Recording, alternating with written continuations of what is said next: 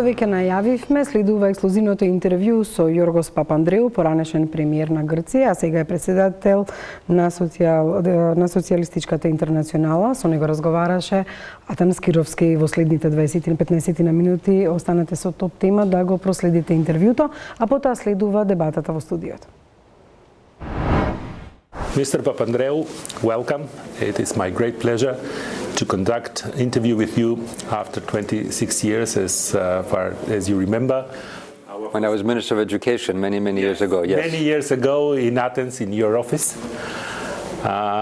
In that period, you had one idea that the Balkan countries should not teach unilaterally history which creates bad feelings toward the neighbors, but that the Balkan countries work for one mutual accepted history, so we should develop friendship among each other. What's happening with that idea? Some kind of, some parts of that idea, my opinion was incorporated in a Prespa agreement. Yes, well, as you remember very well, Mr. Kirovski, it was my pleasure to be with you and, of course, being in North Macedonia.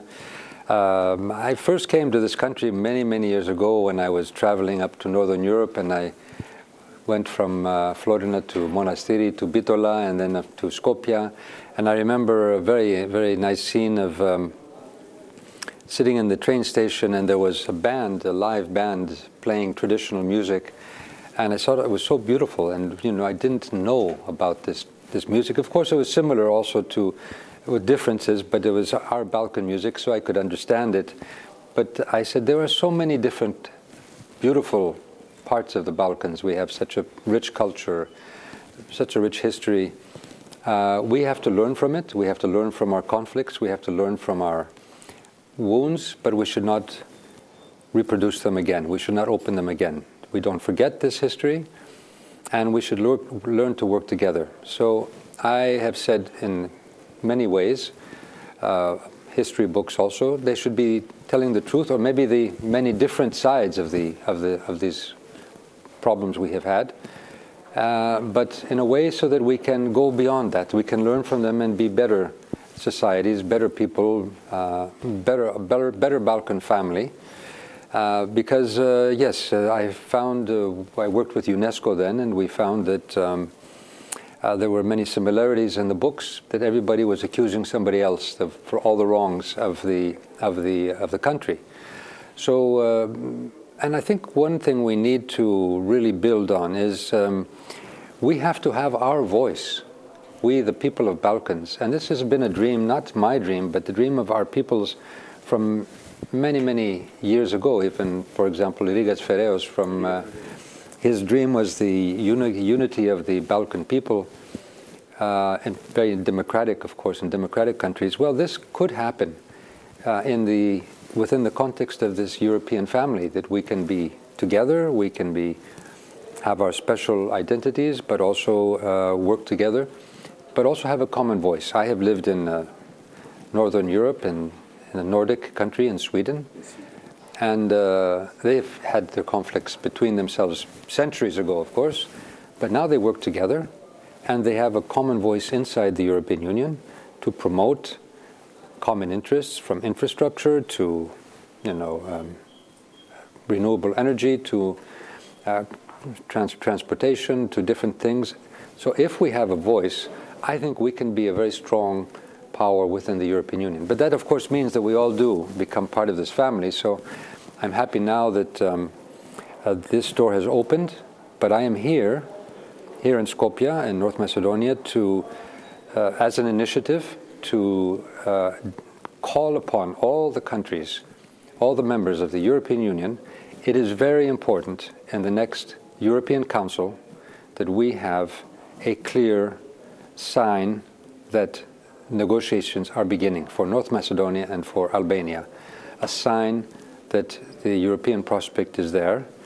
That is, I think, very important for the region, for your country, for the countries, for both countries, but of course for the whole region, to move forward on this. And that I think is crucial to open up the possibilities that we see each other as part of a common family, with common values. And did you pass this message to politicians? You had today official meetings with Minister Dimitrov and other political officials about your initiative? Absolutely, and this was welcomed by them, of course. This government has worked very hard to show that it is on a European track, to make the necessary reforms. And sometimes we talk about the reforms necessary to become part of the European Union, and sometimes we will think of them as something that is foreign to us, that is imposed as. Actually, what we should see it as an opportunity to better our societies, to make sure that these European values are values that protect everyone in our society. They protect minorities, they protect each individual, they protect the rule of law, they protect transparency, democracy, and of course they give the opportunity for investment, for funding, and for more prosperity, more of a, if you like, social contract to help people. And of course, this is important because then we are aligned in values also, and working together in good neighborliness, and that is of great importance. I always feel that there is so much potential. Of course, bilateral relations, Greece and North Macedonia, but there is so much potential when we work together in this region. We have smart people, we have a smart youth. Unluckily, many of them have left to other parts of Europe. We need to bring them back or give them opportunities to come back. But if we can work together, we have great potential, creativity, our experiences, good or bad, and we have a beautiful area, the Balkans, which I think also we understand even more sometimes how important this European project is, because we have gone through conflicts, recent conflicts, of course, in former Yugoslavia, and this, of course, has made us really feel that the European family is of great importance. So we actually can be at the spearhead of Europe. Europe is going also through its own transformation, sometimes crisis too, where its identity, its new identity, what is the role in the world. I think we can contribute to this, and I think our voice should not be just, we want to be part of this family, but we together will contribute to this great project. Clearly you are passing a very strong and a nice message for the region, but I have to ask one small clarification. Is this message coming from Mr. Papandreou as individual, as part of Kinal, or as a leader of Socialistic Internaționala, or all together? Altogether. Actually, it's a message. First of all, it's a message. I think this government here is clearly has the same message, calling upon fellow Europeans. But coming from a country that has been in the European Union for so many years, we are one of the oldest members of the European Union. Coming from a country which has worked hard to develop a strategy for the Western Balkans. In 2003, we were in the presidency. I was foreign minister, Mr. Simitis was prime minister. We were in the presidency of the European Union. We then were able to convince all of Europe then, all member states in the European Council in Thessaloniki, to agree that the Western Balkans have a clear prospect of being part of the European Union, the European family. So this, based on that, I am here, of course, as a member of the Greek Parliament. I am here as a former Prime Minister. I'm here as head of Socialist International. Of course, from my party also, from Kínima Allagis, Kinal. But I am also making this call not to our fellow neighbors here in North Macedonia, but which I think the wider majority here is very much in favor of becoming part of this family. But my call is also to our members in the European Union, to all members. We expect, as a country of the European Union, that have gone through also our difficult crises and had to adapt and make changes and so on, that they should respect the fact that this country is making important efforts for reforms and changes, and that this has to be rewarded. So my call is to countries like France, for example, but others also, that it's important for our region, it's important for our stability, it's important for peace, it's important for growth, it's important for all of us here that the negotiations begin, and of course, whoever is doing well and is a good student will do well also in quick advancement into the European Union. This kind of phenomena we first see actually last year when in the Minister Council in European Union, the Greek Minister of Foreign Affairs was pressing that North Macedonia should receive opening of negotiations. I'm talking this in regard that in the past, when we had the problems for the name issue, we were used that Greek is vetoing the process, and now Greek became one of the biggest supporters, and now you're making the same, but I'm still I couldn't, and our society couldn't understand why both societies and both states needed 30 years to resolve this issue. Yeah. You were part of that process, so you know. I'm not telling it was not difficult to solve, but when people truly have the will to solve something, Mr. Tsipras and Mr. Zaev show that it can be done. Yes. Well, there were efforts many times, many attempts to solve this issue, to go beyond this difficulty. And sometimes it takes time. Sometimes happens to be the stars are not aligned, you know, at the right place. The people can play a role, of course. I worked as foreign minister with Mr. Georgievsky in the past. You, of course, know him, and he seemed to be quite open to looking for an understanding from both sides so we can try to move forward.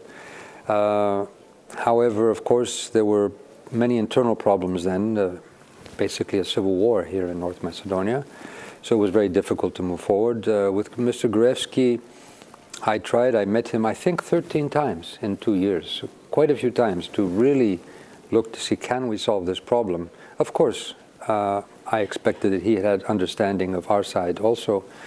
And I didn't see that he really had that will to move forward, and therefore your country was kept sort of in this limbo situation, of course, which was something we did not want as a strategy, but we had to solve this problem first. And of course, then it did happen that both sides were able to find a compromise, and these are not easy, these compromises. You know, you will find on both sides people who will be critical and say, we should have done this, we should have done that, and so on. It could be better. It could be better on this, it could be better on that. Everybody will say that, but I think we need to now build on this momentum, build for the future. Already there have been some very positive developments, more commerce. I hear maybe 15–20% commerce in just a few, these months now that really have passed. There is much more interest in investment and economic development. Energy is another area. And also another very important and sensitive area is, of course, the area of defense. The fact that as friends now, close friends, and we don't have these past problems. Now the Greek Air Force is also protecting the skies of North Macedonia. And, some years ago we could never think that this would be. We imagined it. I remember talking to many of the leaders here and saying, yes, we can work together in many areas, even in security areas, even in defense areas. But now it's a reality, and I think this is very important. So yes, history will judge what we did, but let's make history ourselves by using this opportunity to move forward.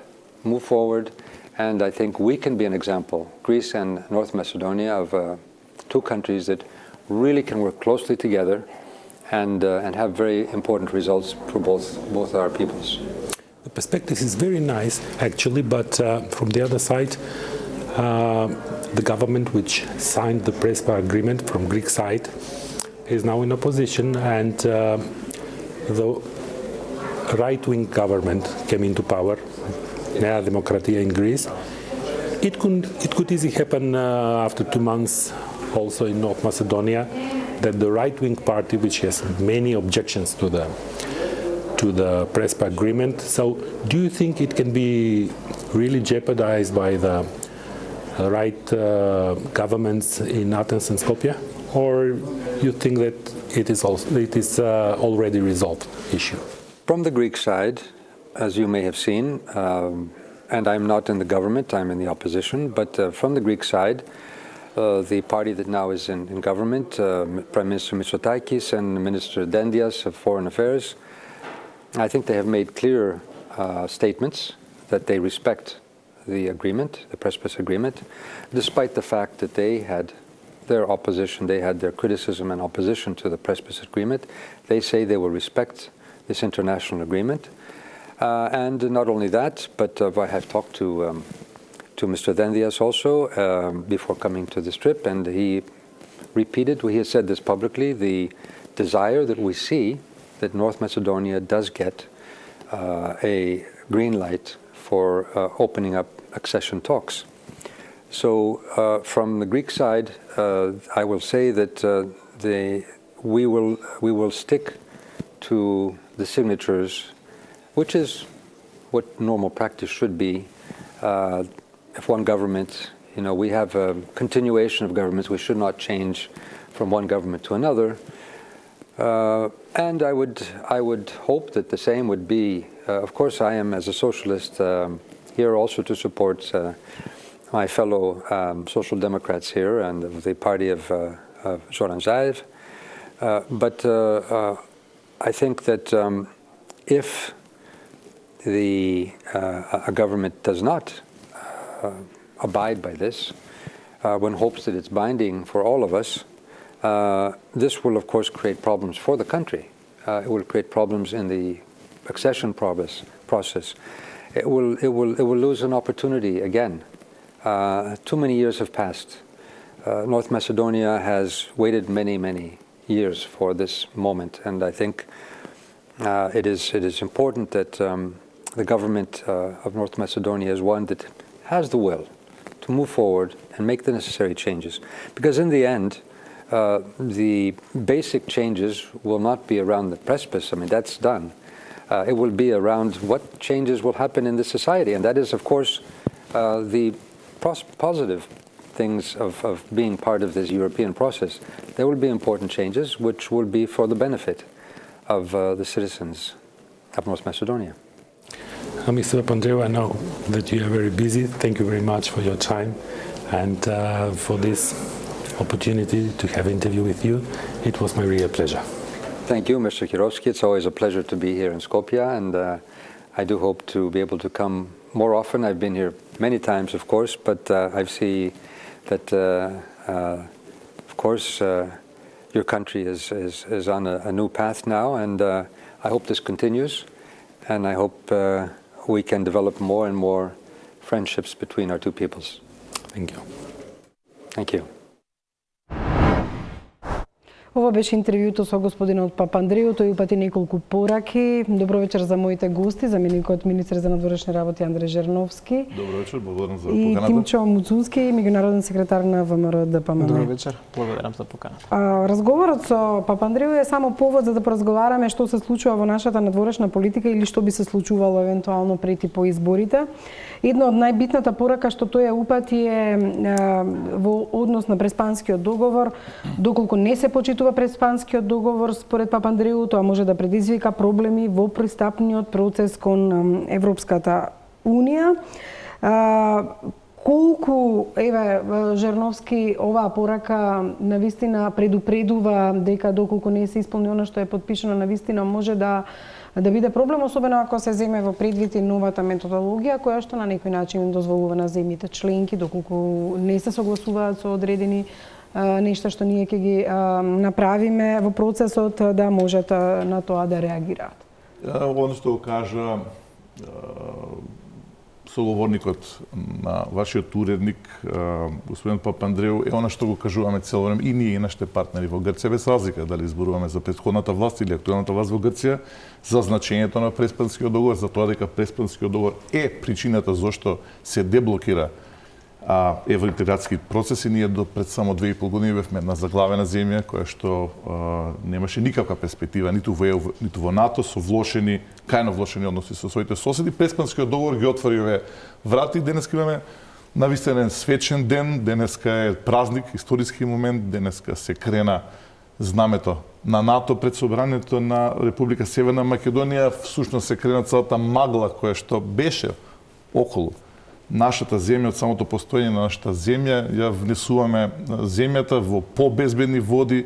Нашите идни генерации ќе имаат многу посигурна иднина. Добро, меѓутоа ќе ја почекаме ратификацијата на парламентот. Ратификацијата во Шпанија е па ќе биде технички тогаш што карактер. веста дека Сакав да направам паралела за тоа како беше претходно состојбата и каква е сега. Се разбира дека загрозувањето на Преспанскиот договор ќе значи загрозување на тоа што денеска го имаме, на иднината наша во Брисел. Под Брисел подразбирам и Европската унија и НАТО. Така што останува сите партиципенти на политичката сцена да го разберат се тоа за одговорноста што ја носиме. Одговорност има и власт и опозицијата. Меѓутоа, пак ќе кажам, денеска сум горд што после само 2,5 години ова што го направи владата е навистина огромен успех и ние денеска сме, да не кажам веќе членки на НАТО, сме де факто ќе бидеме де јуре во март, а очекуваме да ги конечно ги започнеме преговорите со Европската унија. Да, меѓутоа она на што предупредуваате навистина Преспанскиот договор, меѓутоа Муцунски ако се земе предвид еве однесувањето или денешниот пример на министерката за труд и социјала во техничката влада Мизрахи, не упатува на тоа дека ќе го почитувате Преспанскиот договор доколку вашата партија дојде на власт. Впрочем, прашањето упатено до Папандреу беше дали стравува доколку две десничарски влади бидат заедно во сето тоа, дали ќе може да се испочитува договорот? Па, да, знаете како, навистина е различен ставот помеѓу СДСМ и ВМРО ДПМН и тука тоа е една недвосмислена дебата која што веројатно ќе се води во нареден период, може и во наредни години кои што доаѓаат. Имаме различно толкување на тоа што значи заштита на национални интереси. И тоа во една демократска средина мислам дека е природно и нормално. Поводот за актуализирање на прашањето на министерката Мизрахи беше една пресконференција која што имаше во седиштето на владата викендов. Малце повеќе искрено ќе ви кажам, помина ликуваше на партиска пресконференција него на државна и тука не сме многу успешни веројатно во разделбата на партијата и државата.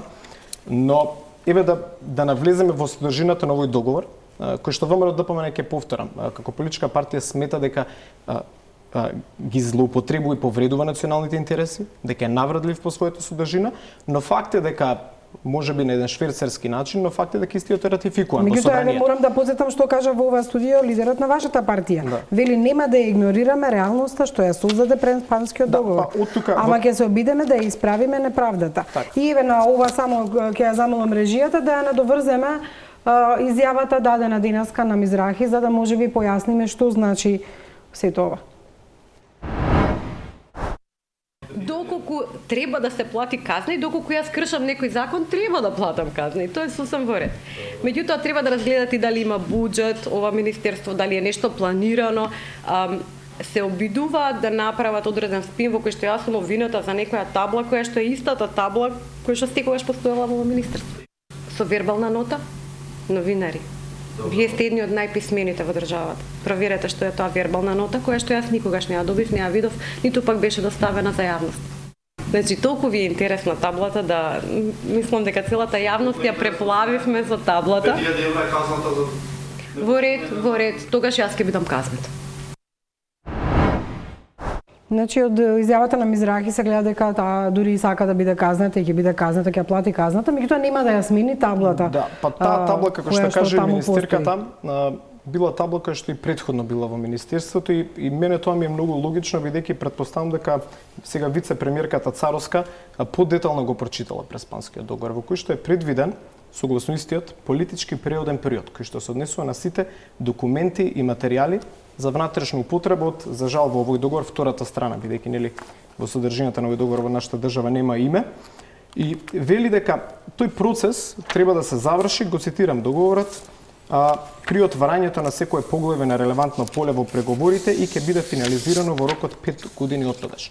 Од тука заклучокот е да согласно овој договор кој што е ратификуван во нашето собрание, нема обврска да биде, по моје толкување, сменета оваа табла. Но би замолила, ако може, можност да отворам јас една друга дилема, а тоа е фактот дека согласно изјава на нашиот министер за локална самоуправа, Грција не го почитува договорот, кој што исто така ратификуван од нивна страна, бидејќи таблите во нивната земја се уште користат Фиром или Скопје. Меѓутоа и тие имаат рок согласно договорот. Исто така. Видовме промоција на една нова трговска марка. Macedonija da gre. Вака, видете, ке разговараме за ова, меѓутоа задржете се на она што ве прашувам. Во однос на причините зошто не би ја менувала таблата, па веќе кога споменуваме промена на таблата, таа би требало да се случи и заради двојазичноста, што е исто така. Само да го споменам како поента. Со промоцијата на новата трговска марка, Грција експлицитно го прекршува член 3.ж, каде што е предвидено формирање на меѓународна група на експерти од представници на двете држави кои што ќе ги разгледуваат тие две прашања. Ме интересира зошто од Министерството за надворешни работи немаше таква жестока реакција кога другата страна го прекршуваше договорот, но имавме потреба да го актуализираме ова прашање кое што не е обврска на министерката. Ниту обврска согласно договорот, а јас не верувам дека ниту еден представник на ВМРО-ДПМН ќе го направи тоа пред се, бидејќи има и нешто што е над меѓународните договори, а тоа се нарекува јус когенс нормите на меѓународното право. Да одговори заменик министерот со оглед на тоа што упативте директно прашање зошто не реагирало Министерството Дилема отворив за надворешни работи. Ќе имаме повеќе прашања, очигледна е желбата за промена на темата која што е крајно сериозна, обидот за релативизирање е неуспешен. Ова што го прави министерката од страна на редовите на ВМРО-ДПМН е крајно опасно. Ние добивме нота, очигледно не е позната таа нота, ќе ја доставам лично. Следниот чекор е вето. И тоа беше набележено. Сите ние кога стануваме министри, заменици министри, подпишуваме обврска, подпишуваме заклетва и таму пише дека сте министр или заменик во владата на Република Северна Македонија. Кршејќи до тоа не е само прекршочна дилема, не е само 5000 евра, туку е и друг вид на прекршок. Она што е крајно сериозно е што не само што немаме повлекување на ставот од страна на министерката од ВМРО-ДПМН, туку имаме потврдување. И ако првото може да се нарече грешка или не сакајќи, второто веќе внесува дополнителен конфликт, што поставува прашање, ако вие одите на тоа да добие оваа држава да добие вето, во моментите кога влегуваме во НАТО официјално, во моментите кога во март очекуваме конечно да ги започнеме преговорите, се поставува прашање сериозно. Кој стои позади овој потек? Како одговарате на ова што Муцунски вели дека има рок од 5 години? Да му одговорам на господинот Муцунски. Погледнете. Тој признава дека пресконференцијата на нивната министерка наликувала на пресконференција партиска. Тоа е рековте за владата, дозволете, не ви се меша. Добро, меѓутоа еве да јас исто сватив дека се работи за пресконференцијата одржана викендот. Сетете се на критиките на Брисел и извештаите кај што во времето на Груевски се кажуваше дека партијата и државата се изедначуваат. Тоа е она што сакам да завршам на крај. Ово однесување што гледаме од Мизрахи, однесувањето на Груевски и она што не чека понатаму од Мицковски. Таквото однесување насилничко, непочитување на устав, непочитување на договор, нанесување на штета на државата е нешто што мора да биде санкционирано. И ако има нешто добро во овој нејзин настап, е што граѓаните ќе може да бират победна опција. Ова наша опција, нова влада, која што нуди сигурност и безбедност, добрососедски односи, која што нуди иднина и враќање на времето на конфликт, на застој, на блокада, каде што нашата држава беше во ќоше. И не може да се релативизира ово однесување, затоа што ако имаме насилно однесување, кога имаме еден, двајца министри заменици, замислите што би било кога ВМРО да Зошто до сега не била сменета таблата? Кога Мизрахи не беше во техничка влада? Ние имаме рок, ова влада Можела покажа, се смени ова и влада, имаме рокови, други не се сите исполнети, нито од наша, нито од грчка страна. Но нашата тенденција сосема јасна.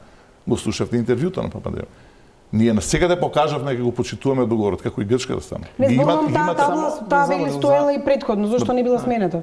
Ние немаме обврска, имаме рок кога треба тоа се промени. Меѓутоа, пак вела, релативизирањето на еден таков настан е крајно опасно, како што е опасно тоа што го направи министерката. Меѓутоа, пак вела, ние нема да дозволиме. Ова не може да заврши само со прекршношна пријава, овде има многу елементи за друг вид на пријава. Навистина ми е драго што барем мислам, вие да објаснете се дополнително, дека самите признавте дека веројатно не е смената таблата, бидејќи не го предвидело тоа рокот. Вие рековте имаме рокови, тој рок во оваа ситуација е многу далечен согласно овој договор. И од тука излишно станува и таа пресконференција на која што алудирав, која што беше по моје мислење поеќе партиска него државна, но граѓаните нека го оценат тоа. А повторно не доаѓаме до одговорот зошто кога грчката страна го прекршува овој договор, нашата страна молчи. Тоа е бидејќи имаме попуслива надворешна политика од едната страна, а од другата страна има уште еден неспорен факт. Има потреба на актуализирање на проблеми кои што не се проблеми, бидејќи гледаме од реалната слика во нашата земја. А тоа што ни се случи на внатрешен план е длабоко поврзано со евроинтеграцијата. Па спомна господин Жеровски повреда на уставот и повреда на законите. Синоќа во Собранието Република Македонија ноторно е дека се повреди член 71 на уставот и член 91 на законот за влада. Ноторно е дека во овој момент се вработуваат минимум 6000 луѓе во јавната администрација во предизборен период. И сега ние зборуваме за пат кон Европска унија. Тоа не може да биде само декларативно. Ние мораме да покажуваме европски вредности на дела. Па простете ми, но ние во Собранието имаме во овој момент закон за јавно обвинителство, кој што предвидува експлицитна амнестија и нарушување на сите принципи за кои што се бореше СДСМ, дури беше во опозиција. Не може вие да очекувате Па да, бидејќи сметам дека ова е класичен дефокус сметам дека темата која што се отвори за однесувањето на господјата Мизрахи е обид за дефокус од тоа што ни се случува во државата. А што е длабоко поврзано со евроинтеграцијата на нашата земја, кој што сметам дека е дел од дебатата која што имаме вечер. Како може, дали ние ќе бидеме спречени, како ќе се движиме напред. Јас пак ќе кажам, значи јас сметам, читајќи го овој договор, кој што за мене во својата содржина ги нарушува основните принципи на меѓународното право, но како таков е ратификуван, тоа јас не можам да негирам нешто дека е ратификувано, не е прекршен. Не е прекршен од грчка страна. И сега ние се напаѓаме самите себе, а молчиме кога другата страна го прекршува. Јас навистина не можам да го разберам ово однесување и нема оправдување за тоа. Се градат добрососедски односи врз основа на квалитетни релации кои што значат меѓусебна добра. Може ли да одговорите ова што веќе во два наврата Муцунски го потенцира дека Грција не го почитува договорот и даде примери, и дали не реагирало и зошто не реагирало Министерството за надворешни работи? На комуникација со грчката страна и секој прекршување од едната или од другата го нотификуваме како партнери. Ние денеска имаме односот со Грција, тоа што беше кажано и во интервјуто. Денеска е регионална моќ. Денеска е нова политичка моќ во регионот. Денеска ние наместо непријатели имаме пријатели кои се забележувате или сте упатиле некакви ноти вербални или некакви забелешки преку комисијата? Секојдневна основа ги поправаме грешките кои што се кажуваат. Дали тие се занимаваат со прашањата на промена на таблите? Ние моравме истиот ден да дадеме објаснување што прави министерот на ВМРО-ДПМНЕ. Пазете, ако е тој министер што дојде од ВМРО-ДПМНЕ, тој е министер во момент на влада. Може ли да одговорите дали вие реагирате на ова што вели Муцунски и дали комисијата реагира можеби на ова или се молчи? Перманентно укажуваме ако имаме прекршување на До сега на што имате реагирано? Реагирано имаме на марката. Реагирано имаме на тоа дали се почитува користењето на името. Меѓутоа дозволете. Денеска го слушав внимателно координаторот на ВМРО-ДПМНЕ. Ние ќе гласаме за ратификацијата, меѓутоа сакаме да влеземе под старото уставно име. Исклучително е тешко нова влада овој брод да го внесе во сигурни води со однесување на опозиција која што број 1 Мицковски, ние сме против Преспанскиот договор затоа што се менува името и идентитетот. Ке зборуваме да ми објасните каде се промени идентитетот. Кажете ми во што се промени, дали сте вие македонци и дали сум јас македонец. Потоа Мицковски подготвен да репреговарам за Преспанскиот договор. Господин Муцунски, пазете, договорот од Преспа и реалност никош не сме рекле дека го поништиме. Пазете од поништување до непоништување. Меѓутоа Мицковски вели дека е реалност.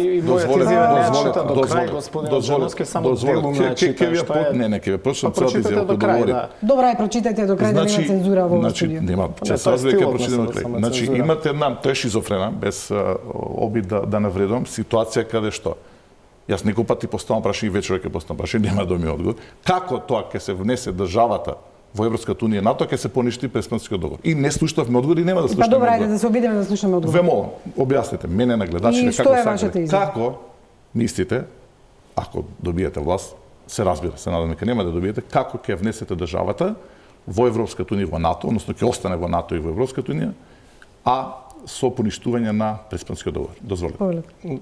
Господин Джерновски се претвори во втор новинар вечерва. Не е втор новинар, меѓутоа една работа да кажам. Вие имате прашање, бидејќи се работи за дебата, јас гледам да сте равноправни во однесувањето. Вие поставите две прашања, јас сум новинарот. Не, јас дилема отварам, јас не отварам. Еве дилема, одговорете ми, како тоа ќе направите? И ова е дебата, само да ве потсетам, не е никаков проблем, но начинот на кој што се однесуваме е малце нетипичен и имаше неколку навреди таму, но добро. Тоа е стилот на СДСМ. Значи, прво јас мојата изјава да објаснам. Добра, ве молам сега, Жерновски сега, ве молам. Еве дилема. Жерновски ве молам сега. Да, ве молам објасните ми. Навистина конструктивно зборувам. Да, значи, па коректно е кога ќе читате прво изјава од некого, бидејќи сакаме да го состоиме нов принцип во политичка култура, и така јас ќе се објаснам. Да, сум рекол дека Преспанскиот договор е правна реалност. Тоа и го мислам, не можам јас да спорам нешто како е стигнато до тоа правна реалност. Исто така многу сериозна дилема што мачат што е проблем на нашите граѓани. Но исто така треба да разгледаме што сум рекол дополнително, дека ние можеме да го смениме овој негативните импликации од договор со двотретинско мнозинство во собранието. Разликата помеѓу ВМРО ДПМН и СДСМ е што ние велиме дека овој договор и неговата содржина не ја прифаќаме. Јас не прифаќам да ми се наруши правото на самоопределување. Јас сум, да, македонец од Република Македонија. Така се чувствам, така се чувствуваат и многу големо мнозинство на наши граѓани. Значи, планирате со двотретинско мнозинство да обезбедите и да го смените договорот? Доколку ВМРО ДПМН обезбеди двотретинско мнозинство и бадентерово двотретинско мнозинство, сме подготвени да пристапиме кон уставни промени. Дали мислите дека тоа е реално? Видете, реалноста ќе ја кажат граѓаните на 12 април. Можеби тоа нема да се случи во овој парламентарен состав, не ќе ви кажам нешто друго. Вие планирате да освоите двотретинско мнозинство во парламентот за да го смените Преспанскиот договор и плюс Бадентер имате? Јас како Тимчо Муцунски сум убеден дека мојата генерација на политичари ќе го доживее моментот кога оваа земја повторно ќе се вика Република Македонија. А дали вие значи ќе може да добиеме одговор на прашањето? Да, меѓутоа ова што вие го велите, што па како не победите? Како ќе живеете во држава каде што, мислам, многу е нереално ова што го велите, затоа што ако го промените, како пак ќе влезете во Европската унија? Тоа е она што е најголемата дилема. Јас мислам дека дилемата која што имаме со Европската унија е многу повеќе по мене поврзана на внатрешните реформи кои што не ги спроведуваме, отколку единствено кон содржината на овој договор. Меѓутоа истата таа методологија вели дека тоа беше една од многу битните работи дека Македонија, па да, затоа што соседите може да реагираат на тоа дека не го исполнувате договорот од Преспа и тука ќе ни стават вето. А дали не постои можност? И ќе не вратат дали не постои можност обострано да се отвори договорот со согласност од другата страна, да се исправат некои од грешките кои што направени. Така да, знаете што навлегуваме во многу хипотетички ситуации. Папандреу кажа дека тоа што се случи со Преспанскиот договор е нешто што има континуитет, што го прифати оваа влада, иако тоа е во опозиција. Јас велам дека ние зборуваме за хипотетички ситуации. Не зборувам за состојбата во Грција, каде што една власт, друга влада што не го потпиша договорот, која што не го спори договорот.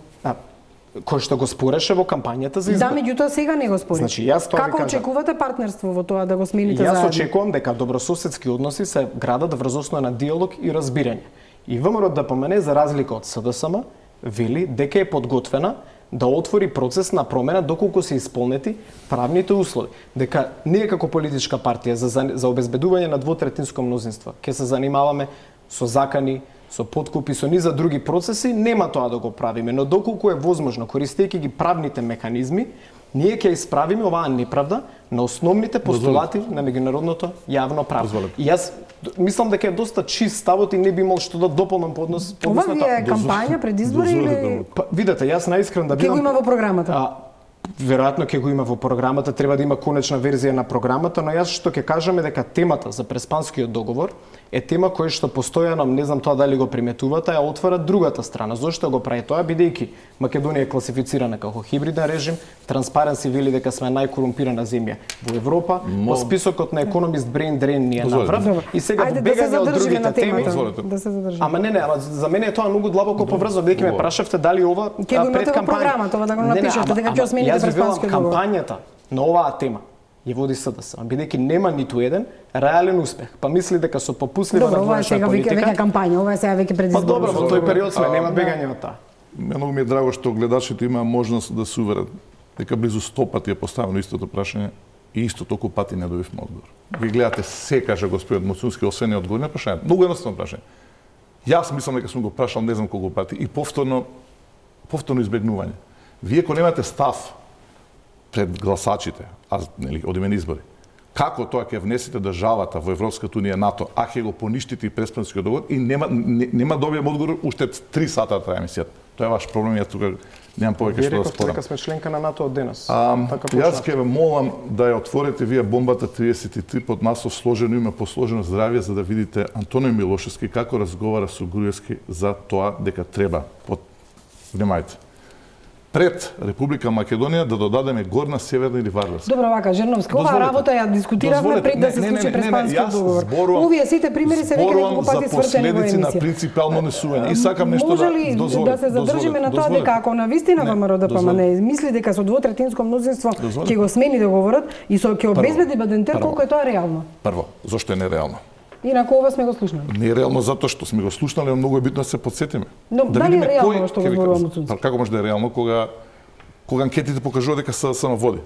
И вие на водство на противникот да кажете ќе освоиме двотретинско мнозинство и ќе имаме Бадентер во тоа мнозинство за промена на името е ајде ќе бидам културен, нема да потребам да избор.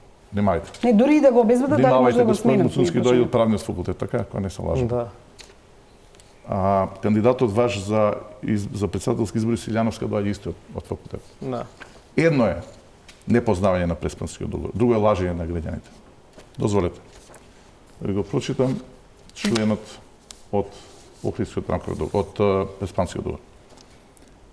Одредбите од оваа спогодба остануваат во сила за неопределен период и се неотповикливи. Не се дозволени никакви измени на одредбите од членот 1 став 3, став 4 од оваа спогодба. Кого вие лажете?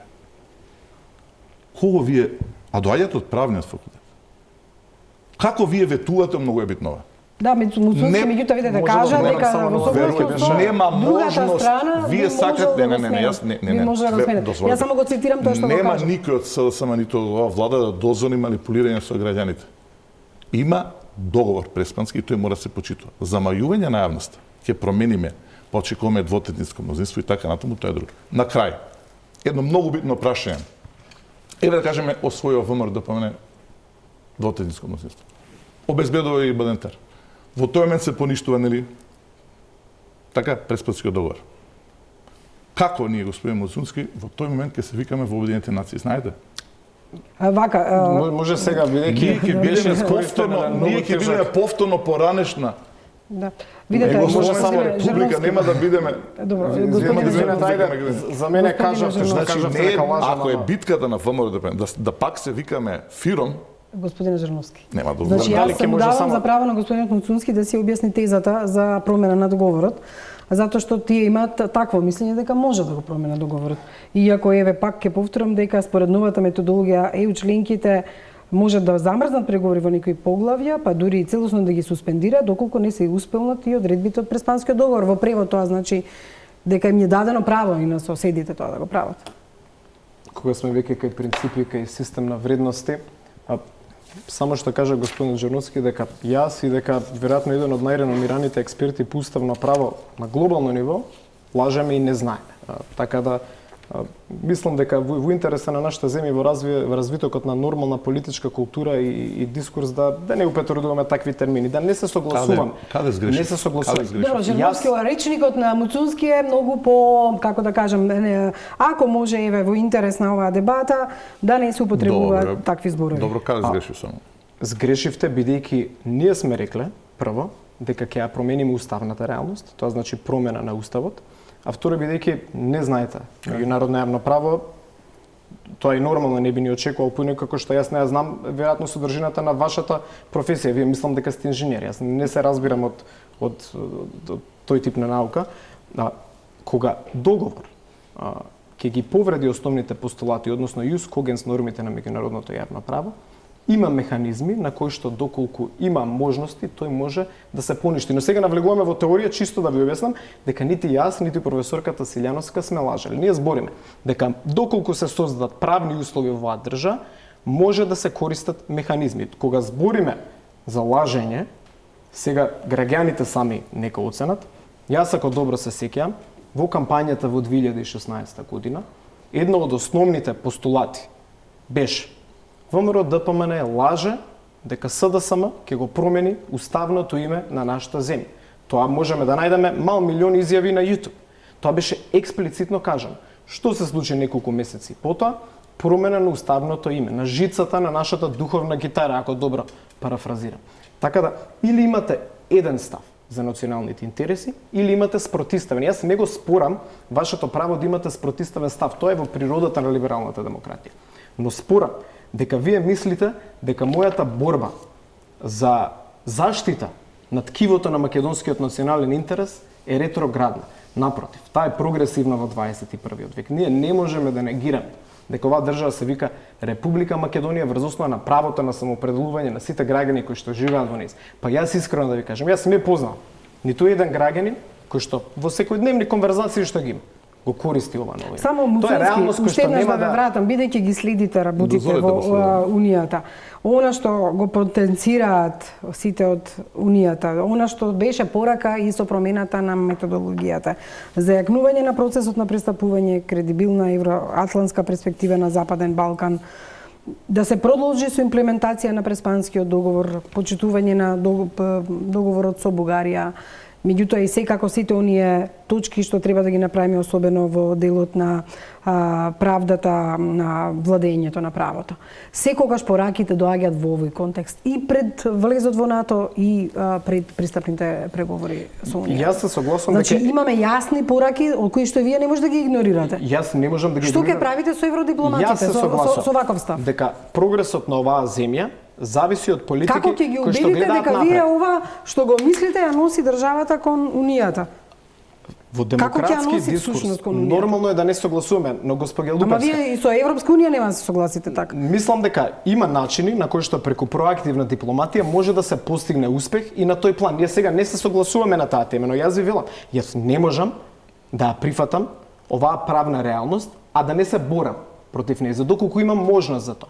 Не сме ние, никој од нас не е семоќен. Не се плашите од блокада дури на вашите сестрински партии? Јас мислам дека доколку во оваа држава се одлучиме, наместо да се занимаваме со ретроградни процеси, да имаме заробена држава, да имаме партизирана администрација и партизирано судство и решиме да се фокусираме кон внатрешните реформи, кон создавање на правна предвидливост, кон систем кој што функционира, да ги вратиме тука младите во оваа држава, да создаваме поголем просперитет. Вие се можете тоа да направите, дека државата може да движиме напред. Ако не го почитувате Преспанскиот договор, нема да одите. Значи тоа е услов. Значи, од гледна точка на Преспанскиот договор, јас повторно ќе кажам, ние можеме да отидеме чекор назад, единствено доколку се создадат правни предуслови за тоа.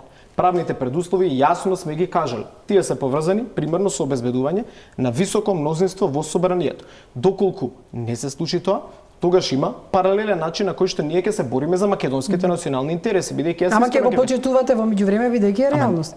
Вака. Почит е апстрактно прашање, а правна реалност освоите двотретинска и освоите власт. Нема да ја игнорираме реалноста што е создадена. Значи јас стојам позади изјавата на господинот Мицкоски. Ама реално ќе го почитувате, не може да не го почитувате, тоа е реалност. Значи јас стојам позади изјавата и тоа експлицитно го има кажано господинот Мицкоски. Но дозволете ми, не може никој да го одземе правото, исто така мислам господинот Мицкоски го кажа тоа, за нашите генерации да сонуваат дека можеме да имаме достојно име. Вие ќе го како што почитувате, ама посакуваме. ќе сонувате дека може да го смените. Во прв момент кога ќе се создадат предуслови на рамноправен основ да се реши ова прашање, тогаш верувам дека ќе се реши. Јас не знам, бидејќи вие рековте дека денеска сме членка на НАТО, јас не знам земја да е исфрлена од членство во НАТО до овој момент. Така да знаете како, зборуваме за многу хипотетички сценарија. ВМРО е експлицитно какво мнозинство е потребно да се промени таа реалност која што ги боли граѓаните. Меѓутоа, еве, ќе се вратам повторно на методологијата која обезбедува реверзибилност на процесот, удоволувањето на Франција. Преговорите со некоја земја кандидат можат да се стопирани или вратени од почеток доколку не покажува напредок или има назадување.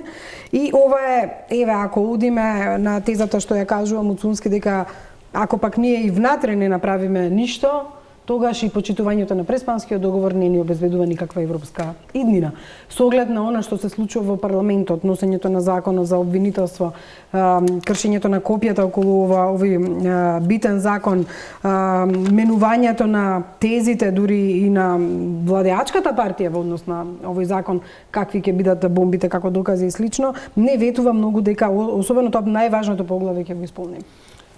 Беше прилично непријатно да се слушат обидите за одговор. Не слушнав никаков одговор. Како Добро, сега ајде, да одиме понатаму, и вака може да досабајле вие да видите не слушнав јас или вие не сте слушнале. Затоа што е многу битно да се види конзистентност или неконзистентноста на. Добро, меѓутоа си го кажа ставот. Зборувавме за матичната партија, спомнавте, в КИПП ВМРО да промене под Republic of North Macedonia. Нека меѓутоа тоа е реалноста што ја почитуваат, предпоставувам, така рекол. Тоа е реалноста што ја почитуваат очигледно. А сега ќе премириме на други теми, бидејќи мислам дека бевме прилично јасни за оваа тема за имање концепт и немање концепт. Меѓутоа еве сега она што е битно и на што алудира Муцунски во своите изјави, дека па од друга страна ако не имаме внатрешен процес на задоволување на нормативите за влез во ЕУ и на вистинска работа за тоа, особено во поглавието, повторно ќе речем за правото и правдата, ние и со Преспанскиот договор не можеме да одиме напред. Муцунски за водење на, ако успев да разберам, ефикасна, ефективна надворешна политика, нешто што имавте можност 11 години да го гледам, видовме каде заврши нашата земја. Она што сега го имаме пред нас е новата методологија, прво е многу важно, од круцијално значење што ја избегнавме замката, односно Европската унија, заедно со земјите од Западниот Балкан го избегна најнеповолното сценарио, а тоа е да имаме процесот на проширување да биде одлежен поради реформата во Европската унија. Конечно се договори ставот да тие два процеса одат паралелно. Значи, реформата во Европската унија доди паралелно со проширувањето, или подобро кажано, проширувањето доди паралелно со реформата во Европската унија. Многу е важно што ова нова методологија фактички го врати проширувањето на врвот на агендата, го заживеа процесот и конечно можеме да кажеме дека и Брисел потврдувајќи иднината на земјите од Западниот Балкан е полноправно членство во Европската унија. Меѓутоа доста отежната со јас не се согласувам воопшто во создавање БАУК дека оваа нова методологија ќе донесе посложен процес од аспект на тоа дека патот ќе биде потежок. Да, потежок ќе биде поригорозен.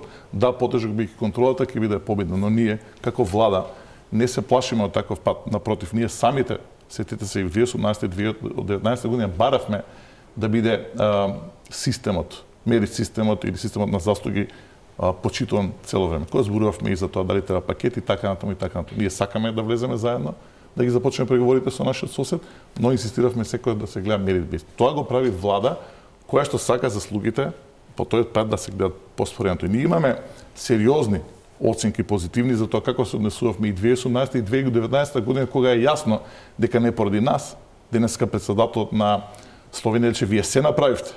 Историската грешка беше во Брисел. Ние не се жалевме. Ние не се жалевме ни 2018 ни 2019 година. Рековме, тоа е реалноста денеска кај земјите членки. И ја разбираме загриженоста на низа на точки кои што граѓаните таму ги засегаат. Меѓутоа, ние не губевме време, ние почнавме со беснувачкиот скрининг. Ние го согласувавме нашето законодавство со акито на Европската унија, така што со прилично голем оптимист дека ние, ако ги отвориме преговорите, ние голем дел ќе ги затвориме, зборувајќи за поглавјата. Муцунски, дали сте вие оптимист со една ваква методологија, која што сега се наметна за новите кандидати Македонија и Албанија? Јас искрено ќе ви кажам, мислам дека има многу позитивни работи кои што можеме се согласувам тука со господинот Джерновски како држава доколку изградиме национален консензус. Јас дури би рекол, ние сме еден подолг период во недостаток на национална платформа која се однесува на прашањето на европските интеграции. Знаете, во тој магичен круг сме заробени како држава подолг период и добивме и разни класификации по однос на таа тема која што се уште денес не се оттргнати. Ние, знаете, велиме ќе го реформираме правосудството, но градиме повторно закони кои што како да опишуваат поединци во нив. Велиме ќе ја деполитизираме администрацијата и малце ќе бидам критичен тука и кон минатото и кон мојата политичка партија треба да бидам отворено критичен. А сега се доведуваме во ситуација пред избори, како што кажав, да имаме 6000 конкурси, што значи дека ние мораме да изградиме национална платформа.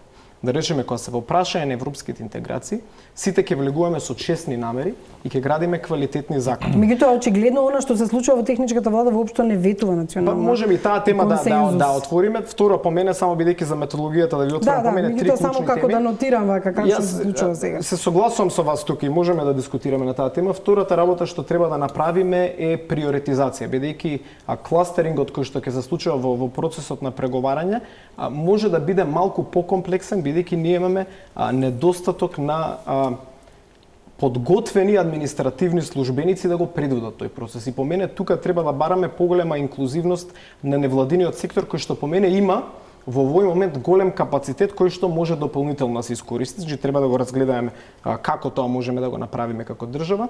И последно прашање, земајќи во предвид методологијата по мене што е битна, е да изградиме независен механизам за надзор. Зошто велам независен механизам за надзор? Бидејќи природата на секоја влада е да се фали колку постигнала. Природата на секоја опозиција е да критикува влада, колку не постигнал. Тоа е така во парламентарната демократија и тоа треба да биде така и да остане. Но што ни недостига е независна структура кој што ќе кажува дали навистина е заслужена критиката и дали навистина се постигнати резултатите. Јас сум убеден дека во овој момент да имавме таква независна структура воспоставена. Дали е тоа на представници на невладиниот сектор, академската заедница, странски експерти, ќе имаше доста критики за однесувањето на оваа влада. Но повторно ќе кажам, јас сум представник на опозицијата, ги давам ставовите на опозицијата, треба да размислиме такво нешто да имплементираме и верувам дека новата европска влада на ВМРО ДПМН токму такви чекори ќе превземе за да се осигура дека има заштитни механизми на проверка. При евентуална можеби злоупотреба на европскиот пат. Пауза за реклами, одиме во завршница на оваа дебата која навистина во голем дел се однесуваше на преспанскиот договор и негово почитување.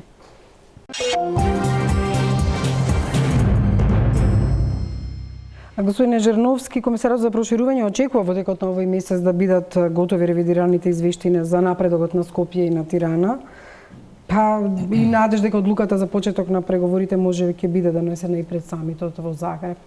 Навистина е битно што ќе се напише во извештаите и веројатно затоа и толку беше голем притисокот и да се донесе и законот за јавното обвинителство кој сега е веќе во собраниска процедура и на комисиска расправа. Сепак морам да признам дека главните критики во однос на оваа држава се судството, правниот систем и судските процеси.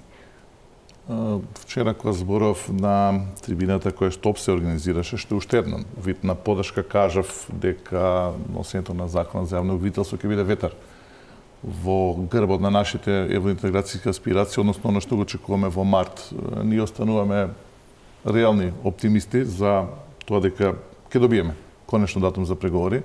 Оно што можам да кажам дека оптимизмот во Брисел е сега поголем, во институциите и кај земјите членки, затоа што на сите седби што ги имам јас, министерот и така натаму премиерот, потенцираат дека сега состојбата е далеку подобра во однос на октомври минатата година. Се разбира затоа што ставот на Франција и не само на Франција е променет во голема мера, односно се дојде до заеднички документ за тоа како треба да се одвива методологијата и така натаму. И тој оптимизам треба да го поддржиме.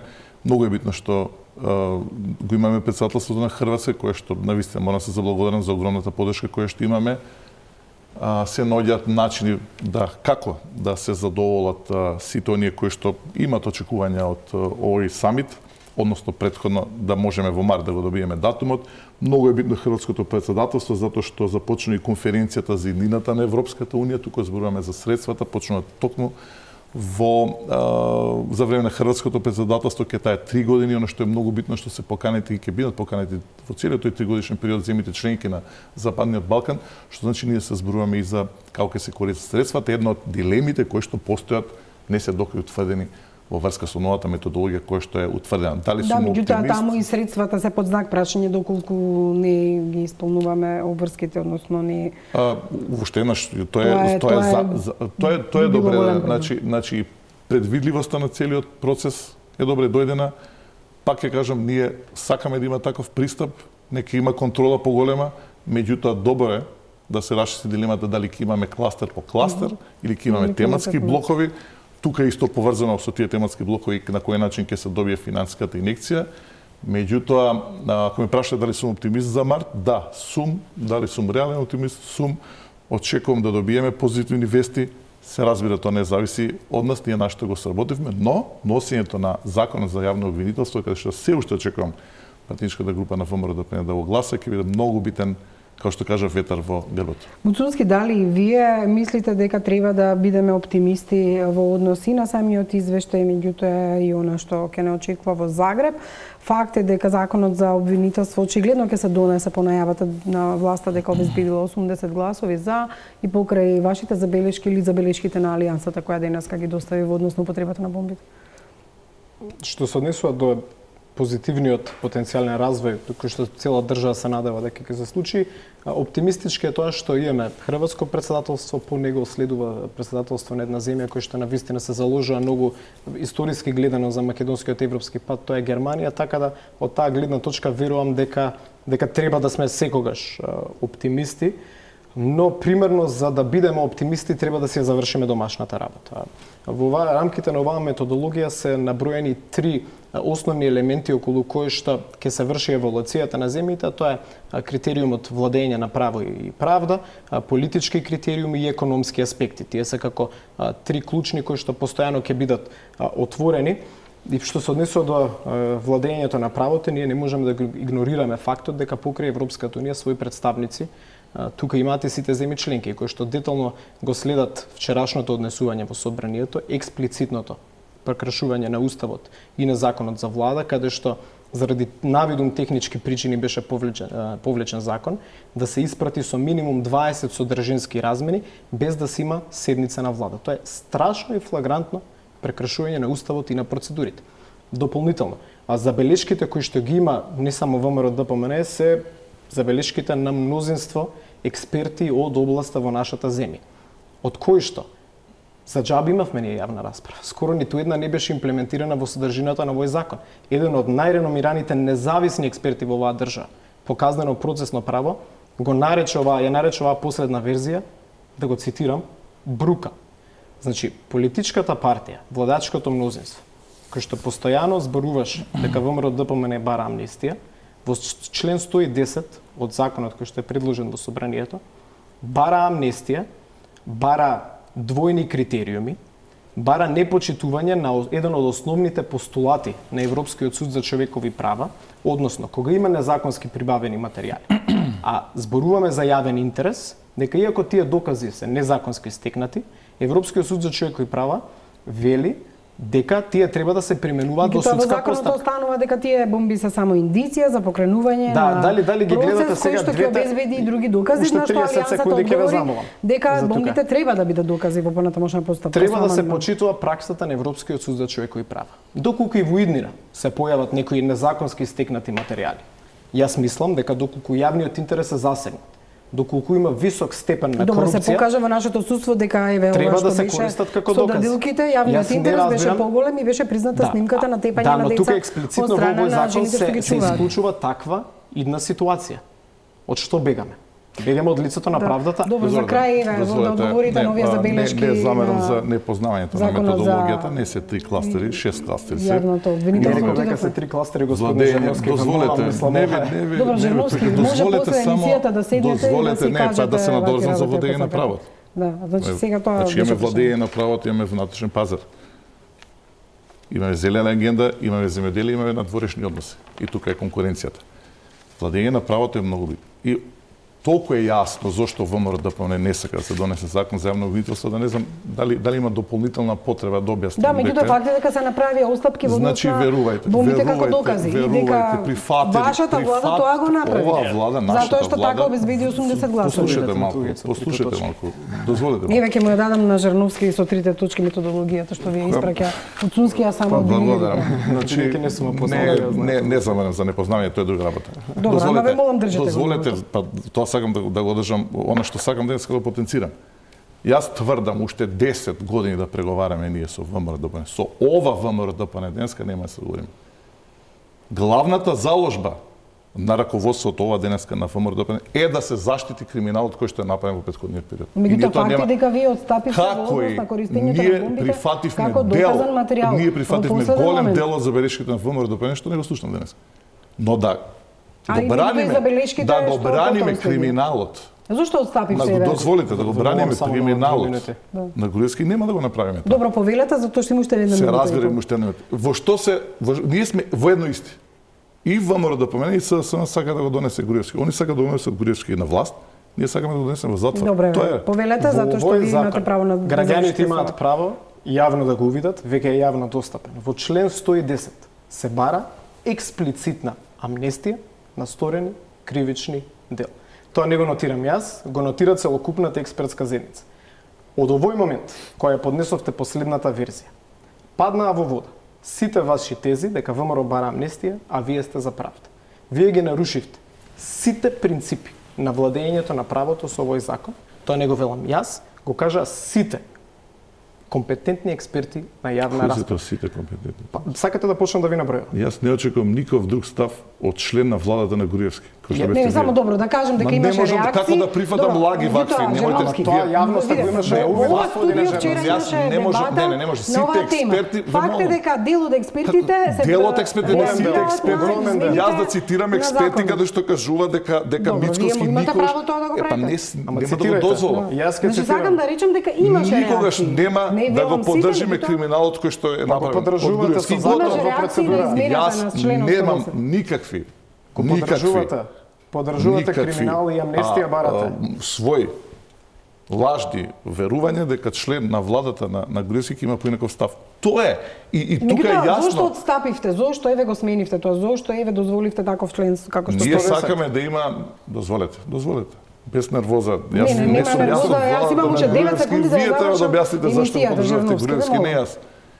Министерот кој што сработувате функционира од времето на Груевски. До сега, до времето на Груевски. Прашајте го Никола Димитров како е да се биде соработник на Груевски. Вас ви прашам. Добре, ајде сега тоа со Груевски тргнете го на страна. Одговорете на прашањето. Јас би сакал да се тргне, не може да стане на страна. Ние обезбедивме широк политички консензус. Има тука се разбери компромиси. Но она што е битно што тој криминал нема да се амнестира по цена и да не се донесе тој закон за јавно обвинителство. Погледнете ги сите. Доаѓа американската, ве молам, амбасадорка и јасно адресата ја потенцира ке ВМРО-ДПМНЕ. И не знам што е тука нејасно. Јас такво нешто не сум видел, но драго ми е што признавте вечерва дека има компромиси со правдата. Да го браните криминалот на Груевски. Видете, правдата треба да ја донесе јавното обвинителство и судовите. Ќе видиме како тие ќе ги исполнуваат одредбите од тој закон и од членот 110. Политичарите да го донесат законот, меѓутоа други се тие што треба правдата да ја донесат во судовите и обвинителството да ги отвори предметите и да не се меша конечно политиката во сето тоа. Благодарам што бевте гости на оваа навистина интересна дебата, која во на моменти беше и жестока, меѓутоа затоа и се дебатите, а и затоа сте и власт и опозиција. Останете со програмите на тема.